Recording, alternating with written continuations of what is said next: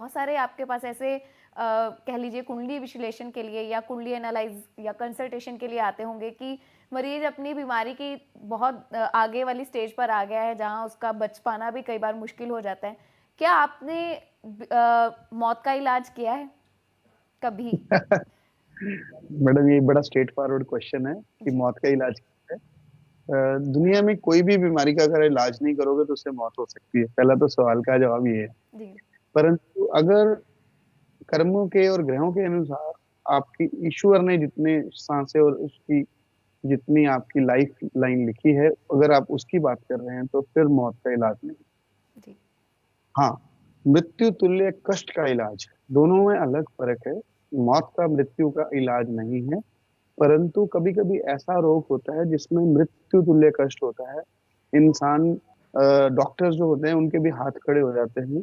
और ऐसे हमारे साथ शायद रोज ही, हमारे साथ, मेरे साथ तो रोज ही ऐसा होता है जी। कि कोई ना कोई ऐसा इंसान जो है हमारे पास आया, केस कोई ना कोई ऐसा हमेशा रहता है जिसके अंदर डॉक्टर्स जो हैं वो कभी कभी थक जाते हैं कि हम उनको समझ नहीं आता है और वो बीमारी का इलाज नहीं कर पाते हैं। कभी प्लेटलेट्स पूरे नहीं हो पाते हैं, कभी हार्ट बीट पूरी नहीं हो पाती है, कभी उसके अंदर कुछ ना कुछ इन्फेक्शन ऐसी होती है जो पूरी नहीं हो पाती है। कभी कभी डॉक्टर्स कहते हैं कि बाईपास सर्जरी करनी है, लेकिन उपायों के माध्यम से मैंने जो एक्सपीरियंस किया है इसके अंदर मेरा अपना कोई रोल नहीं है। अगर मैं ये बोलूं कि मैंने सब कुछ किया, ऐसा कुछ नहीं है। इस विद्या के अंदर इतनी ताकत है कि उस विद्या के द्वारा और उसके द्वारा किए गए उपायों के द्वारा मैं थैंक्स करूंगा पंडित रूपचंद जोशी जी का, जिनकी जिनकी इस विद्या से, जो लाल किताब के रचयिता हैं, जिनके उपायों से, जिनकी इस विद्या से आज भी दुनिया में हर आदमी इसका फायदा ले रहा है। जी।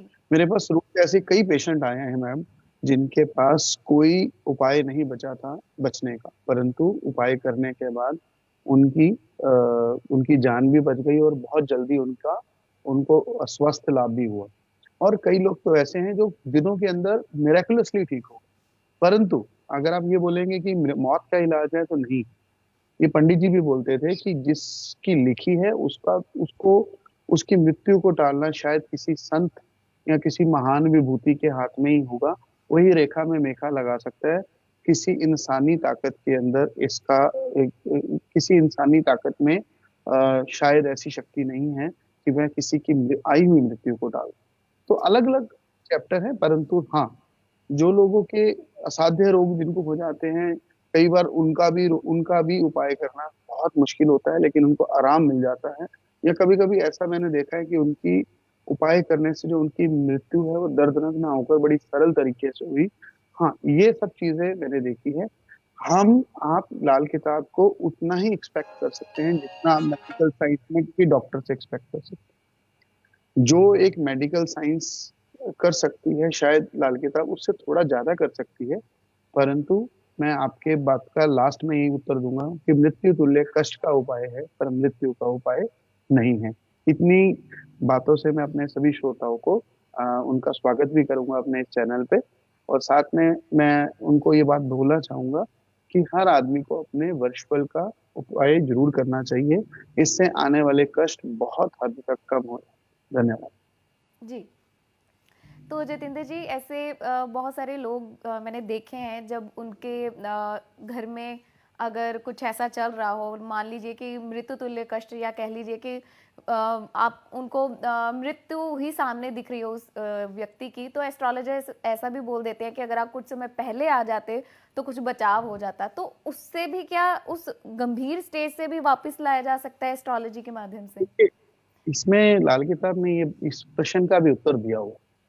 क्या हुआ है कि कभी लाल किताब कहती है कि अगर आपको पता लग भी गया कि आप इस इंसान का बचना संभव नहीं है, तो भी आपको सामने वाले को ये आपको नहीं बताना चाहिए कि उसकी मृत्यु जो है वो करीब है, या उसके जो भी रिलेशन में है।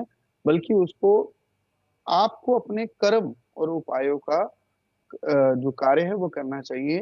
हो सकता है इससे आपकी जजमेंट फेल हो, क्योंकि आप देख रहे हो कि उसकी मृत्यु है, लेकिन कुदरत ने उसकी मृत्यु नहीं नहीं लिखी हुई है।